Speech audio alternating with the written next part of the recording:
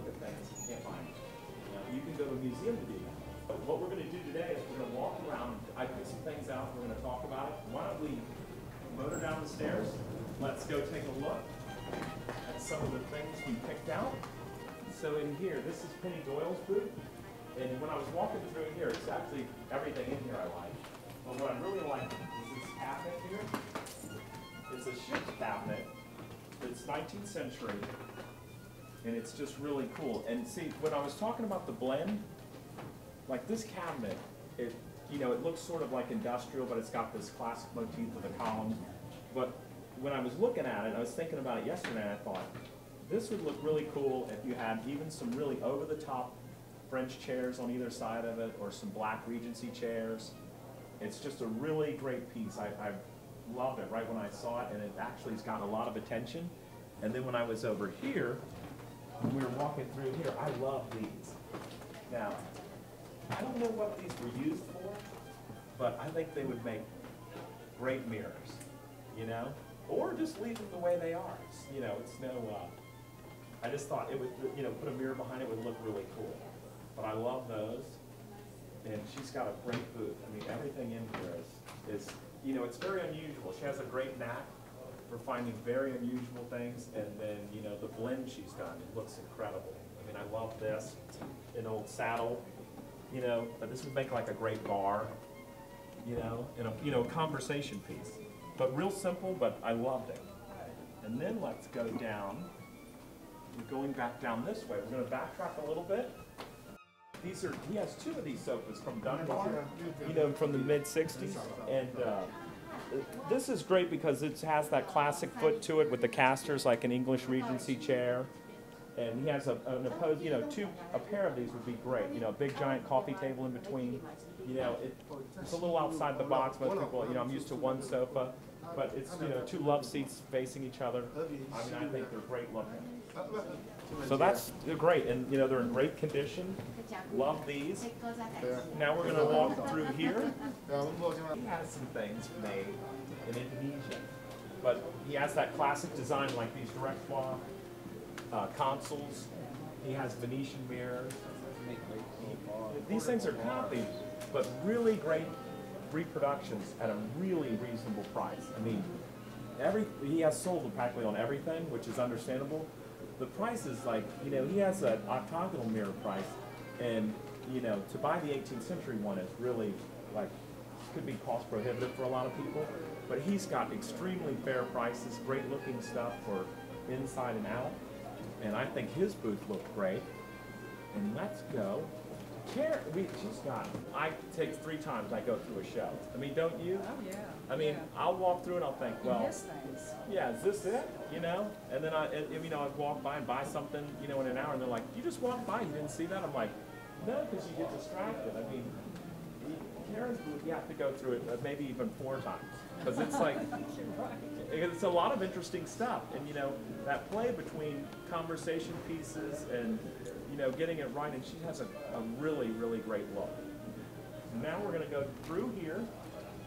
Don't forget, I know it's hard for ladies to actually pass one of these booths without looking. Yeah, you need to stop here. There's a lot of hidden treasures. Right, and he has, all like Cartier, Bulgari, and some other. Right. Van Cleef. Van Cleef, David Webb. David Webb, Van Cleef, Opel. It's a combination, and then just great custom pieces. Right. From throughout the 40s to 1970s. Awesome. So I know for the ladies, that one's a hard one to pass up. Yes, you don't want to pass these pieces. Right. Okay, that's another booth. Michael and Caroline are known for period 18th, 19th century Italian. They have some of the best things that I've ever seen. When I go in their shop, it's, it's the real thing, and it's some of the best you've ever seen. It's incredible. Thank you, Charlie. He brought a lot. I like these. Show us some things that you like. I mean, I love those. I'm going to let him. This is probably one of the best things I have. It's an 18th century walnut commode, and it's period. And the depth of it is what's so great. It's very unusual. Usually they're almost twice that depth, so it's unusual to have one that size. All original hardware on it.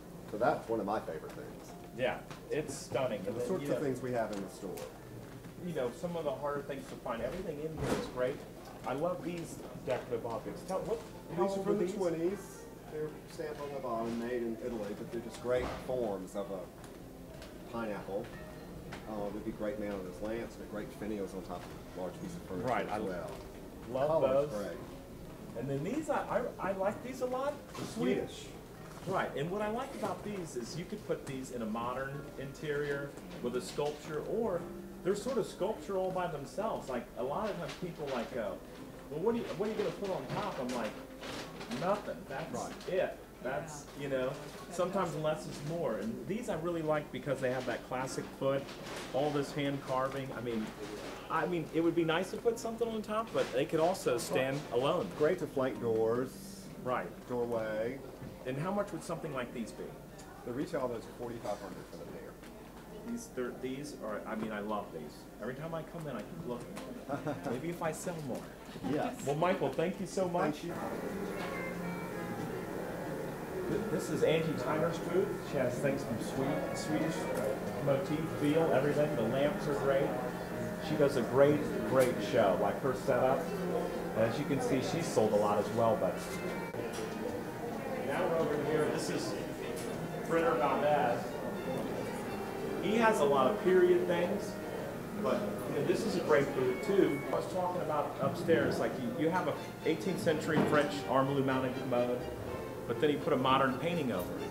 You know, it kind of takes the edge off having it also period. It's, you know, which, you know, they still like, but I love it when they blend it, you know, and they use, you know, an 18th century commode. I mean, the table, like, see, that French table that he has. So now let's go through here. We got just a couple more and we're almost done.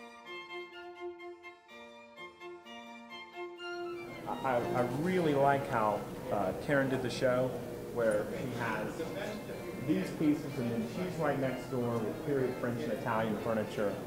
I mean, that's what makes the show interesting. That's what makes it fun. She has really attractive things. I mean, all the pair of chandeliers, I mean, probably close to impossible to find again. They have done a really, yeah, they do a great job of displaying it. I mean, it all looks just incredible.